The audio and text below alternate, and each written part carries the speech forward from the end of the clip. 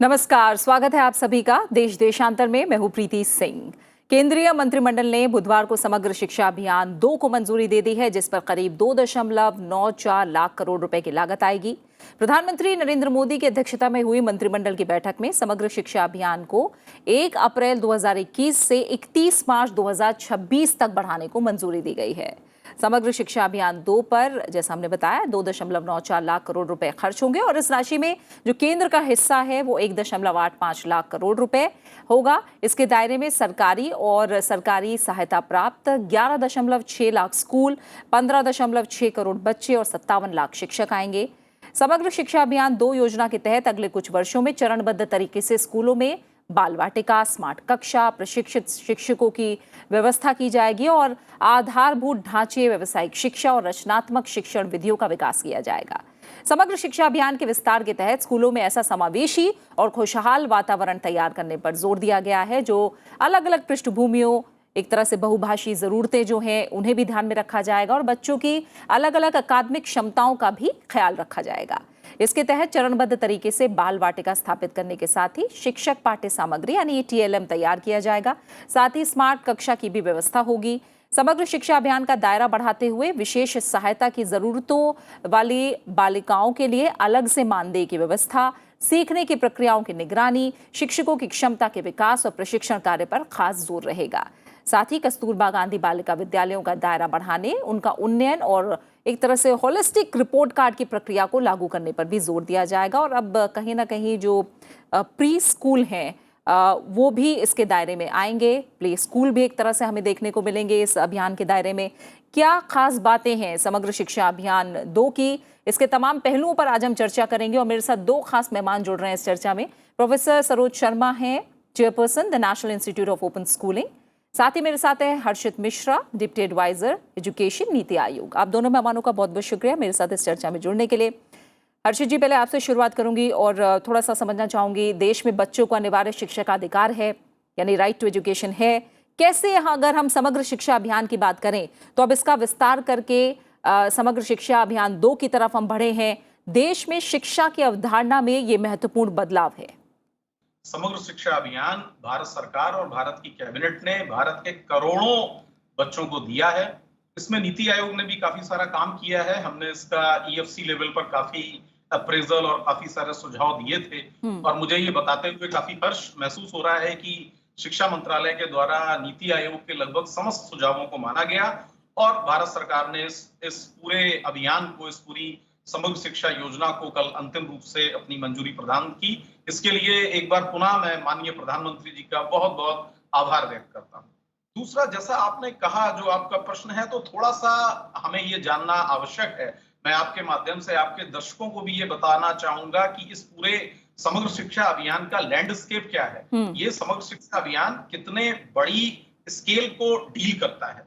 तो जैसा आपने बताया, ये हमारे देश के 15 करोड़ बच्चों के लिए एक योजना बनाई गई है और जो कि लगभग 12 लाख स्कूलों में, 12 लाख सरकारी और सरकारी सहायता प्राप्त स्कूलों में फैले हुए हैं और जिनको पढ़ाने के लिए लगभग 57 लाख टीचर उसमें लगाए गए हैं, जो उन बच्चों को शिक्षा दीक्षा देने का कार्य करते हैं। देखिए, जब हम भारतीय शिक्षा जगत की बात करते हैं तो ये बहुत ही एक विशेष क्षेत्र हो जाता है और जैसा मैं पहले भी कई बार आपके दर्शकों को बता चुका हूं, अगर हम पूरे भारतीय शिक्षा जगत की बात करें, इसमें school education, higher education, technical education, teacher education को ऐड करें तो लगभग 33-34 करोड़ की एक संख्या हो जाती है। और अगर इसकी तुलना हम अमेरिका से करें तो अमेरिका की, यूनाइटेड स्टेट्स ऑफ अमेरिका की पूरी जनसंख्या लगभग 33 करोड़ की है। तो भारत का सारा शिक्षा जगत अमेरिका की पूरी जनसंख्या के बराबर है। हमें किसी भी योजना, किसी भी स्कीम के बारे में बात करते हुए उसके आकार पर, उसके स्केल पर ध्यान देना बहुत आवश्यक है। और जहां तक समग्र शिक्षा अभियान की बात है तो ये बिल्कुल स्कूल एजुकेशन को एक हॉलिस्टिक वे में, इसका नाम है समग्र शिक्षा, ये स्कूल एजुकेशन को एक हॉलिस्टिक वे में देखने का प्रयास करता है। मैं यहां पर बताना चाहूंगा कि 2018 से पहले हमारी 3 अलग अलग स्कीम्स चलती थी, जिसमें एक सर्व शिक्षा अभियान था, एक राष्ट्रीय माध्यमिक शिक्षा अभियान था और एक स्कीम थी centrally sponsored scheme for teacher education. 2018 में भारत सरकार ने यह फैसला किया कि चूंकि तीनों ही स्कीमें विद्यालयी शिक्षा को देखती हैं, स्कूली शिक्षा को देखती हैं, तो अब हमें स्कूली शिक्षा को होलिस्टिक वे में देखने की जरूरत है।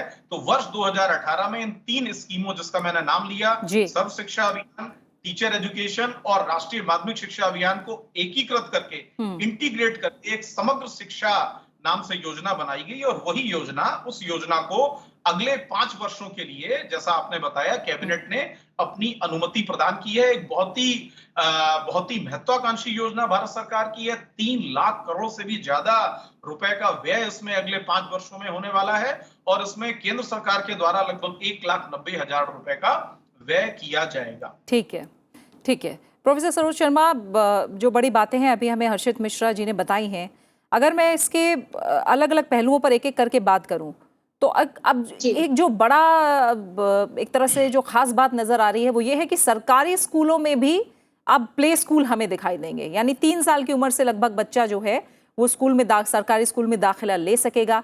ये कितना बड़ा इंपॉर्टेंट पार्ट है, और एक तरह से प्ले स्कूल और साथ ही आंगनबाड़ी को एक तरह से जो औपचारिक रूप दिया जा रहा है, ये कितना बड़ा बदलाव होगा? जो अभी राष्ट्रीय शिक्षा नीति की पहल हुई है और जो विभिन्न कार्यक्रम हैं वो इन्हीं की अनुशंसाओं के आधार पर है। और राष्ट्रीय शिक्षा नीति की जो अनुशंसाएं हैं वो बड़ी वैश्विक परिदृश्य में है। जो कि हम सस्टेनेबल डेवलपमेंट गोल जो यूनेस्को का है उसकी बात है। और उसके बाद जब हम किसी भी शिक्षा की बात अगर करें तो एक डिवाइड है, वो चाहे पब्लिक स्कूल रहे या जो सरकारी स्कूल रहे, कहीं ना कहीं परिलक्षित होता था। बहुत दिनों से ये व्यवस्था चली आ रही थी, वर्षों ये व्यवस्था चली, जहाँ पे सरकारी स्कूल कक्षा 1 से शिक्षा दे रहे थे और दूसरी जो विद्यालय थे, जो जिन्हें हम so called English medium school या पब्लिक स्कूल का नाम देते हैं, हालांकि पब्लिक स्कूल वो गलत देते हैं अपना नाम, तो वो जो व्यवस्था चली आ रही थी, किंडरगार्टन की व्यवस्था वो वहां पर थी। कहीं न कहीं महसूस किया जा रहा था कि जो 3 से 18 वर्ष की शिक्षा का जो प्रावधान है राष्ट्रीय शिक्षा नीति में कहा गया है, और उसमें जो बात है कि 5+3+3+4 वाला प्रावधान है कि विभिन्न चरणों में शिक्षा दी जाए, उसमें इस वर्ग को जोड़ना बहुत आवश्यक था और सभी स्तरों को जिससे सब एक लेवल में लाया जाए। आमतौर पे ये वाली जो व्यवस्था थी वो राज्य सरकारों में थी, जो प्रारंभिक शिक्षा की व्यवस्था थी राज्य सरकार के साथ थी। जो राष्ट्रीय शिक्षा नीति है वो बात करती है 3 वर्ष से आगे की, तो इसमें उनको जोड़ना आवश्यक था और इसीलिए महसूस किया गया कि ब्लॉक स्तर पे, ग्रामीण स्तरों पे, जिला स्तर पे हम इन आंगनवाड़ी और बालवाड़ी को मजबूत करें और न केवल इन बच्चों को वो शिक्षा दी जाए, खेल खेल में शिक्षा दी जाए, खिलौनों के द्वारा शिक्षा दी जाए, और वो भी एक जो व्यवस्थित रूप से शिक्षा जो विभिन्न चरणों में बटी हुई थी एक व्यवस्था के अंतर्गत आ जाए। तो बाल वाटिका का प्रावधान और उसके साथ साथ आंगनवाड़ी और बालवाड़ी कार्यकर्ताओं के प्रशिक्षण का भी प्रावधान, ये सारी चीजें ये राष्ट्रीय शिक्षा नीति लेकर आई है। देखिए, किसी भी शिक्षा व्यवस्था को अगर हम देखते हैं तो जब गवर्नेंस की बात होती है तो सबसे बड़ी बात होती है फिजिकल रिसोर्स मैनेजमेंट, उसके साथ होता है ह्यूमन रिसोर्स मैनेजमेंट और फाइनेंशियल रिसोर्स मैनेजमेंट। इन तीनों को अगर आप ठीक तरीके से संयोजित कर ले, संगठित कर ले, तो ये एक महत्वपूर्ण बदलाव लाता है। तो ये जो समग्र शिक्षा अभी आई है जो हमें परिलक्षित हो रही है, इस पे काम बहुत हो रहे थे। जैसे मुझसे पूर्व जो वक्ता है उन्होंने भी बताया कि 2018 से पहले 3 तरीके की व्यवस्थाएं लाई गई थी और समग्र शिक्षा उस होलिस्टिक अप्रोच की बात करती है। हर एस्पेक्ट को छूना, शिक्षा के हर महत्वपूर्ण बिंदु को छूना, उसका विकास करना और इस नीति के लक्ष्य तक पहुंचना। तो जो हम 2030 तक राष्ट्रीय शिक्षा नीति जो बात करती है, अभी जो अगले 5 वर्ष का जो पड़ाव है, पहला चरण काफी हद तक मुझे लगता है इस नीति के क्रियान्वयन में लाभप्रद होगा, योगदान देगा, और बहुत सारी बिंदुओं को जिस तरीके से छुआ गया है और विभिन्न भागों के लिए हमने विभिन्न मदों में इन चरणों में बात की है कि उसमें किस तरीके से वित्तीय अनुदान रहेगा, उसमें आंगनबाड़ी और बाल वाटिका की जब आप बात कर रही हैं तो वो एक शुरुआत होगी। इन सभी चरणों को मुख्य धारा में, एक धारा में लाना, जिससे शिक्षा में समग्र रूप से एक समग्रता आ जाए। तो मेरे ख्याल से बहुत अच्छा इनिशिएटिव है और हम बिल्कुल ग्रासरूट लेवल से जुड़ेंगे और उच्च स्तर पर पहुंचेंगे। बिल्कुल, ग्रासरूट लेवल से जोड़ना ये मेरे ख्याल से सबसे ज़रूरी एक हिस्सा है हर्षित, जब हम बात करते हैं शिक्षा को हर एक स्तर तक पहुंचाना, जब हम सस्टेनेबल डेवलपमेंट गोल की बात करते हैं, या फिर जो नई एजुकेशन पॉलिसी है जिसका जिक्र अभी प्रोफेसर शर्मा ने भी किया, ये तमाम आयाम हैं जिन्हें ध्यान रखना होगा। और समग्र शिक्षा अभियान की जब हम बात कर रहे हैं तो ये तमाम पहलू उसमें हमें समाहित होते दिख भी रहे हैं। लेकिन पहले मैं समझना चाहूँगी, समग्र शिक्षा अभियान का जो पहला पड़ाव था उसमें किस तरह के हमें रिजल्ट देखने को मिले, कितना सुधार हमें देखने को मिला, और अब जब हम समग्र शिक्षा अभियान 2 की बात कर रहे हैं तो कैसे ये कोशिश की जाएगी कि जो ग्रास रूट लेवल है, जो ग्रामीण इलाका है, ज़्यादा से ज़्यादा वहाँ शिक्षा के स्तर को और बढ़ाया जा सके। देखिए, काफी महत्वपूर्ण प्रश्न आपने यहाँ पर उठाया है कि समग्र शिक्षा जिसको हम 1.0 कह लें, उसमें क्या हुआ, और ये जो समग्र शिक्षा 2.0 अगर इसे कहा जाए, या आपने द्वितीय चरण कहा, तो वो उससे कैसे भिन्न होगा। तो इसका थोड़ा सा रेफरेंस मैं समग्र शिक्षा से पहले जो सर्व शिक्षा अभियान शुरू किया गया था वर्ष 2001 में, वहां से जब हम चले तो हमने पाया कि सर्व शिक्षा अभियान ने जो भारतवर्ष के बच्चों को दिया, वो उन्होंने दिया एक्सेस। सर्व शिक्षा अभियान से पहले हमारा जो ग्रॉस एनरोलमेंट रेशियो होता था एलिमेंट्री लेवल का, जिससे हम किसी भी देश में, किसी भी राज्य में, किसी भी जिले में उस जिले, राज्य या देश के एनरोलमेंट लेवल को चेक करते हैं, वो काफी कम होता था। लेकिन सर्व शिक्षा अभियान की ये सफलता रही कि देश का जो एनरोलमेंट था वो यूएन एसडीजी लक्ष्यों के टारगेट से भी ज्यादा, मोर देन 100%, 104, 1010, 1015, 115, 120 के एनरोलमेंट, ग्रॉस एनरोलमेंट रेशियो हमने सर्व शिक्षा अभियान में प्राप्त किए। तो सर्व शिक्षा अभियान ने हमें 2 चीज दी, उसने हमें एक्सेस दिया, उसने हमें रिटेंशन दिया, और उसने एलिमेंट्री लेवल पर इंफ्रास्ट्रक्चर, पूरे देश में स्कूल खोले गए, चाहे वो प्राइमरी स्कूल हो, चाहे वो अपर प्राइमरी स्कूल हो, और राइट टू एजुकेशन एक्ट के प्रावधानों के तहत पूरे देश में भारत सरकार ने, सारी राज्य सरकारों ने हर 1 किलोमीटर पर प्राइमरी स्कूल और हर 3 किलोमीटर पर एक उच्च प्राथमिक विद्यालय को सुनिश्चित किया। अब सर्व शिक्षा अभियान से जब हम समग्र शिक्षा अभियान में पहुंचे तो वहां पर भारत सरकार के नीति नियंताओं ने ये पाया कि हमने एक्सेस दे दिया, हमने इंफ्रास्ट्रक्चर दे दिया, अब जिस पर काम करना है वो क्वालिटी ऑफ एजुकेशन है। तो समग्र शिक्षा अभियान 2018 से जहां से प्रारंभ हुआ, उसने सर्व शिक्षा अभियान के सारे इंटरवेंशंस को लिया, लेकिन उसने वहां पर कहा कि अब शिक्षा की गुणवत्ता पर कार्य करना है। सबको शिक्षा देना ही पर्याप्त नहीं होगा, सबको गुणवत्तापूर्ण शिक्षा देना पर्याप्त होगा। तो मुझे लगता है समग्र शिक्षा अभियान का प्रमुख लक्ष्य है भारत के प्रत्येक बच्चे को गुणवत्तापूर्ण शिक्षा प्रदान करना। और जब आपने, जैसा आपने प्रश्न में कहा कि जो समग्र शिक्षा 2.0 जैसे मैं कह सकता हूं, उसका प्रमुख वहां से समग्र शिक्षा 1.0 और 2.0 में डिफरेंस क्या है, तो जैसा मेरी पूर्व वक्ता शर्मा मैडम कह रही थी कि समग्र शिक्षा 2.0 जो 1 अप्रैल 2021 से शुरू हो गया है, ये पूरी तरह से राष्ट्रीय शिक्षा नीति 2020 के लक्ष्यों को इंगित करता है और उसको नेशनल एजुकेशन पॉलिसी को पूरी तरह से आत्मसात करता है।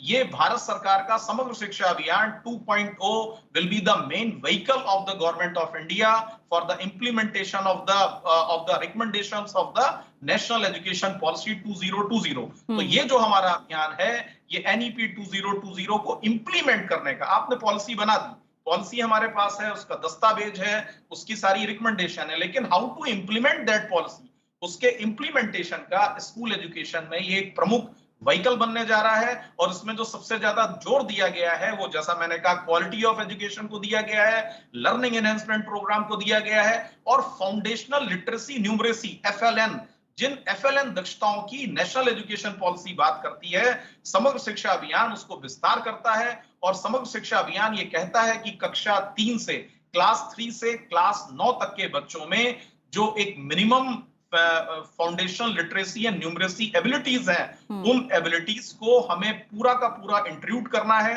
उनमें उसको जगाना है, ताकि हमारे बच्चे सक्षम और गुणवत्तापूर्ण शिक्षा प्रदान कर सकें। तो मुझे लगता है कि समग्र शिक्षा अभियान का पूरा फोकस क्वालिटी ऑफ एजुकेशन पर रहने वाला। ठीक है। और जब क्वालिटी ऑफ एजुकेशन की बात कर रहे हैं प्रोफेसर शर्मा, तो हम ये समझते हैं कि एक बहुत बड़ी बात इसमें आती है, जो हमारे टीचर्स हैं वो, उनको किस तरह का प्रशिक्षण दिया जा रहा है, वो हमारे टीचर्स, वो शिक्षक कितना तैयार हैं बच्चों को इस तरह की, एक तरह से हम कहें 21वीं सदी की एजुकेशन देने के लिए। तो ये कितना बड़ा पॉइंट है और इसका ध्यान कैसे रखा जा रहा है समग्र शिक्षा अभियान 2 के अंतर्गत और सुधार के लिए? देखिए, समग्र शिक्षा अभियान जो राष्ट्रीय शिक्षा नीति की एक्सेस, इक्विटी और क्वालिटी की बात जैसे अभी कही मुझसे पूर्व वक्ता ने, उसके साथ साथ मैं बात इसमें करना चाहूंगी, इसमें स्किल डेवलपमेंट की भी बात है हाँ। और उसके साथ साथ आत्मनिर्भरता की भी बात है। जब ये बात करती है कि वोकेशनल एजुकेशन दिया जाए, साथ ही साथ फाउंडेशनल लिटरेसी इसमें भी हो, न्यूमरेसी भी हो, बच्चे को अक्षर ज्ञान तो हो, अंकों का प्रारंभिक ज्ञान भी हो, उसके साथ गुणवत्ता भी हो। जब हम इतना बड़ा अभियान कर रहे हैं, इतना हम फंड दे रहे हैं, तो उसके साथ साथ क्वालिटी का ध्यान रखना भी बहुत जरूरी है। ये शिक्षा पे हमने सारी व्यवस्थाएं तो बना ली, मगर इनको शिक्षक कैसे हो, कौन इन बच्चों को शिक्षा देगा? तो वो जो शिक्षकों का जो सोचना है, शिक्षकों के बारे में कैसे शिक्षक हो, किस तरीके से शिक्षक प्रशिक्षण दिया जाए और जो ज्ञान है वो कैसे इन विद्यालयों में पहुंचाएं, वो भी समग्र शिक्षा का एक महत्वपूर्ण भाग है। कुछ ही दिनों पहले निपुण भारत की बात हुई कि कैसे हम शिक्षा को प्रदान करें, उसके विभिन्न एलिमेंट्स की हम बात करें, जिसमें लिटरेसी की भी बात हुई, कैसे हम अर्ली चाइल्डहुड केयर एजुकेशन दें, उसके बाद विभिन्न पड़ावों में पढ़ें। निष्ठा जो एक बहुत बहुत ही महत्वपूर्ण प्रशिक्षण की बात है, जो शिक्षकों को प्रशिक्षण दिया जाता है, एनसीईआरटी के द्वारा तैयार किया जा रहा है, उसमें शिक्षकों को प्रशिक्षण दिया जा रहा है कैसे वो राष्ट्रीय शिक्षा नीति के तहत जो विभिन्न बातें हैं, जो पाठ्यक्रम है, उनकी बात पहुंचाए। सीबीएसई है या मेरा जो संस्थान है national institute of open schooling, हम सभी व्यवसायिक शिक्षा पे भी बहुत काम कर रहे हैं कि किस तरीके से जो पहले कन्वेंशनल एजुकेशन होता था और अब जो व्यवसायिक शिक्षा है उसको हम कैसे इंटीग्रेट करें, जिससे कौशल का विकास हो, लेकिन ये कौशल कैसे विद्यार्थियों में पैदा हो जिससे रोजगार परक शिक्षा आए। निश्चित रूप से ये जिसमें जो घोषणाएं की गई हैं शिक्षकों की और शिक्षकों के प्रशिक्षण की, साथ ही साथ उनकी शिक्षक शिक्षा की, ये एक महत्वपूर्ण बिंदु है और महत्वपूर्ण बदलाव आएंगे इससे। ठीक है। और हर्षित मिश्रा जी, मैं थोड़ा सा चाहूंगी आप थोड़ा सा हमें उदाहरण देकर भी बताएं। जब स्किल डेवलपमेंट की बात कर रहे हैं, कौशल विकास की बात कर रहे हैं और ये कहा जा रहा है कि कक्षा 6 से 8वीं तक के बच्चों का विभिन्न कौशल से परिचय कराया जाएगा, जबकि 9 से 12वीं के बच्चों में उनकी रुचि, जो उनका इंटरेस्ट होगा, उसके कौशल के प्रति फोकस किया जाएगा, ये काम कैसे होगा। और जब ये हम कोविड की चुनौतियों के बीच हम समझ रहे हैं कि टेक्नोलॉजी का जो रोल है वो कितना बड़ा है और ये एक बहुत बड़ा चैलेंज हमारे ग्रामीण इलाकों में भी रहा है, तो इसको ध्यान में रखते हुए कैसे काम आगे बढ़ेगा? जी प्रीति जी, बिल्कुल आपका स्किल डेवलपमेंट और टेक्नोलॉजी का जो क्वेश्चन है उसको थोड़ा सा मैं, चूंकि आपने टीचर ट्रेनिंग की बात इससे पहले की और मैं थोड़ा सा आपका समय लेना चाहूंगा और ये बताना चाहूंगा कि भारत सरकार के द्वारा टीचर ट्रेनिंग के क्षेत्र में अगर मैं कहूँ क्रांतिकारी कार्य हो रहा है तो ये मुझे लगता है अतिशयोक्ति नहीं होगी। भारत सरकार ने 4 गुना ज्यादा स्पीड से सिर्फ 5% कॉस्ट पे 25 लाख टीचरों को ट्रेनिंग दिया है। अभी वर्ल्ड बैंक के आयोजन में एक निष्ठा का प्रशिक्षण चल रहा था, तो उसमें करीब 20 से ज्यादा देशों ने हमारे निष्ठा के ऑनलाइन मॉड्यूल में अपना इंटरेस्ट दिखाया। वो कंट्रीज ये चाहते हैं कि भारत सरकार उनको ये निष्ठा का ऑनलाइन मॉड्यूल दे ताकि वो निष्ठा के ऑनलाइन मॉड्यूल से अपनी कंट्री के भी टीचरों को केवल 5% cost per teacher training provide करा सकें। तो मुझे लगता है ये एक बहुत बड़ा क्रांतिकारी कदम है जो भारत सरकार के द्वारा लिया गया, शिक्षा मंत्रालय के द्वारा लिया गया और नीति आयोग ने भी उसको अपना पूरा समर्थन प्रदान किया और इसलिए ये आपके दर्शकों के माध्यम से मैं बताना आवश्यक समझता हूँ। दूसरा जो आपने ऑनलाइन एजुकेशन की बात की, तो ऑनलाइन एजुकेशन में भी जो दीक्षा ऐप जिसकी मैंने बात की थी, वो दीक्षा ऐप अपने आप में होलिस्टिक है। उससे आप ऑनलाइन एजुकेशन भी कर सकते हैं, उससे आप टीचर ट्रेनिंग भी कर सकते हैं। तो दीक्षा ऐप के माध्यम से हर राज्यों के, हर जिलों के बच्चों को जो शिक्षा प्रदान की जा रही है उसका छोटा सा डेटा मेरे पास है, वो मैं आपको बताना चाहता हूं कि लगभग जब से ये कोरोना पेंडेमिक स्टार्ट हुआ है तब से दीक्षा में लगभग 16 बिलियन पेज हिट हो चुके हैं। 16 बिलियन, लगभग 2 बिलियन के आसपास जो है वो लर्निंग सेशंस हमारे बच्चे, हमारे टीचर्स दीक्षा ऐप पर कर चुके हैं और लगभग 20 बिलियन मिनट्स का, I am again repeating, 20 billion minutes का जो लर्निंग मटेरियल है वो दीक्षा पर अवेलेबल है। तो इट्स ह्यूज। तो शिक्षा मंत्रालय, भारत सरकार, नीति आयोग काफी सारा काम कर रहा है कि हमारे बच्चे किस तरह से जो ये जो पेंडेमिक है इससे कैसे निपटें और उनके लर्निंग लॉसेस ना हो और वो सुचारू रूप से अपनी ऑनलाइन एजुकेशन को लो टेक डिवाइसेस से हाई टेक डिवाइसेस से कैसे ना कैसे करके, पेंडेमिक है, अनप्रेसिडेंटेड है, पहले कभी नहीं हुआ, पहले किसी ने भी नहीं सोचा, लेकिन उसके बाद भी भारत सरकार ने इन सिस्टम्स को डेवलप किया है कि दीक्षा ऐप के माध्यम से बच्चों का जो लर्निंग लेवल है वो कैसे भी करके कंटिन्यू बना रहे। जहां तक स्किल डेवलपमेंट की बात आपने की है, तो पहली बार जो राष्ट्रीय शिक्षा नीति है वो इस विचार के साथ आई है कि स्किल डेवलपमेंट को हमें शिक्षा में इंटीग्रेट करना होगा। स्किल डेवलपमेंट कोई एक्स्ट्रा करिकुलर एक्टिविटी नहीं है, कोई को करिकुलर एक्टिविटी नहीं है, बल्कि ये पूरी तरह से करिकुलर एक्टिविटी है। ये आपका करिकुलर है, it has to be integrated with the curricular of the children by the SCERT, by the NCERT. तो बिल्कुल स्किल डेवलपमेंट को लेकर के समग्र शिक्षा पूरी तरह से काम कर रहा है और इसमें जो वोकेशनल एजुकेशन स्कीम है, जो क्लास 6 से क्लास 12 के बच्चों को वोकेशनल एजुकेशन के लिए एड्रेस करती है, उसको लेकर के इसमें तमाम सारे फ्रेमवर्क्स और रोड मैप बनाए गए हैं जो अगले 5 वर्षों में ये सुनिश्चित करेंगे कि स्किल डेवलपमेंट के क्षेत्र में हमारा देश बहुत आगे बढ़े। बिल्कुल। आखिर में प्रोफेसर शर्मा, मैं आपसे चैलेंजेस की बात करना चाहूंगी। जाहिर तौर पर एक बड़े ट्रांजिशन का समय है, हम शिक्षा की गुणवत्ता में सुधार पर लगातार जोर दे रहे हैं। दूसरी तरफ कोविड की भी चुनौती है जो हमारे सामने आई है और यह अभूतपूर्व रही है। कुल मिलाकर अभी भी आप देखें तो किस तरह के चैलेंजेस हैं जो दिखाई दे रहे हैं और उस चुनौती से निपटने के लिए कितना तैयार हैं हम? देखिए, अभी आप ऑनलाइन शिक्षण की बात कर रही थी। मैं राष्ट्रीय मुक्त विद्यालय संस्थान का प्रतिनिधित्व यहाँ कर रही हूँ और पिछले 1 साल से जो शिक्षा मंत्रालय के नेतृत्व में और एनआईओएस की जो पहल रही है वो हिट होने की, जैसे अभी बात कर रहे थे मिश्रा जी की, वहां पे किस तरीके से दीक्षा ऐप पे हिट हुआ। एक प्रधानमंत्री ई विद्या चैनल है और वो हमारे स्टूडियो से कार्यक्रम उसके प्रसारित होते हैं, शैक्षिक कार्यक्रम, और ये कक्षा 1 से लेके 12 तक के लिए हर कक्षा के लिए एक डिवोटेड चैनल है। इस पे 8 घंटे के शैक्षिक कार्यक्रमों का प्रसारण होता है। तो जो रेगुलर बच्चे हैं, सामान्य बच्चे हैं, वो तो लाभान्वित हुए लाखों की संख्या में, प्रतिदिन उन्होंने पढ़ा कोविड पीरियड में। उसके साथ साथ जो दिव्यांग बच्चे हैं उनके लिए हम रोज 1 घंटे का साइन लैंग्वेज में कार्यक्रम करते हैं। जो डेफ बच्चे हैं, जो नहीं सुन सकते हैं, उनके लिए साइन लैंग्वेज है। साथ ही साथ हमारे 103 vocational courses national institute of open schooling के हैं, तो हम वोकेशनल कोर्सेज का भी 1 घंटे का कार्यक्रम करते हैं। चुनौतियों की आप बात कर रही हैं, निश्चित रूप से डिजिटल डिवाइड और ये सब की बातें। एक एनडीआर है, आर्किटेक्चर को कैसे हम डिजिटल आर्किटेक्चर को मजबूत करें और हमारे बच्चों तक शिक्षा को पहुंचाएं, उस पे भी बहुत काम हम लोग कर रहे हैं। विभिन्न जो ऑटोनोमस बॉडी है शिक्षा मंत्रालय के अंतर्गत, हम सभी इस चीज में जुटे हुए हैं। तो निश्चित रूप से अगला आने वाला समय है डिजिटल एजुकेशन में पड़ाव दर पड़ाव काम करने में सक्षम होगा।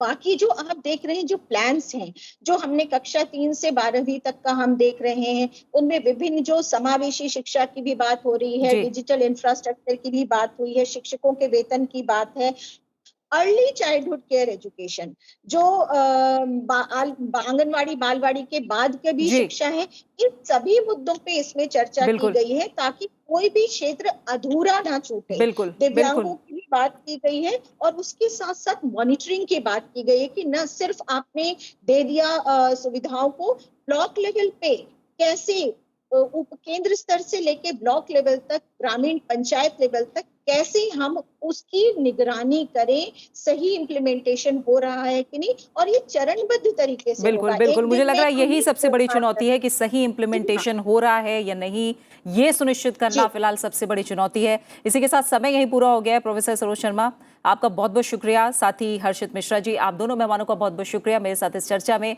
देश देशांतर में शामिल होने के लिए। तो समग्र शिक्षा योजना, ये अभियान, इसमें एक तरह से प्ले स्कूल से लेकर अब 12वीं कक्षा तक के सभी पहलुओं को शामिल करने की कोशिश की गई है। बदलते समय के साथ शिक्षा का स्वरूप भी लगातार बदल रहा है और देश में शिक्षा में गुणवत्ता के स्तर को सुधारने और इसमें बच्चों की पर्सनालिटी के ओवरऑल यानी एक तरह से समावेशी विकास की जरूरत पर जोर दिया जा रहा है। ऐसे में समग्र शिक्षा योजना का विस्तार जाहिर तौर पर कौशल प्रदान करने पर अधिक ध्यान देने के साथ ही एक समान और समावेशी कक्षा वातावरण के साथ गुणवत्तापूर्ण शिक्षा तक पहुंच को सुनिश्चित करेगा, जो हर लेवल पर, हर स्तर पर देश में शिक्षा में सुधार की दिशा में बड़ा और अहम कदम साबित हो सकता है। इसी के साथ देश देशांतर में फिलहाल इतना ही। अपना अच्छे से ख्याल रखिए और मुझे दीजिए इजाजत। नमस्कार।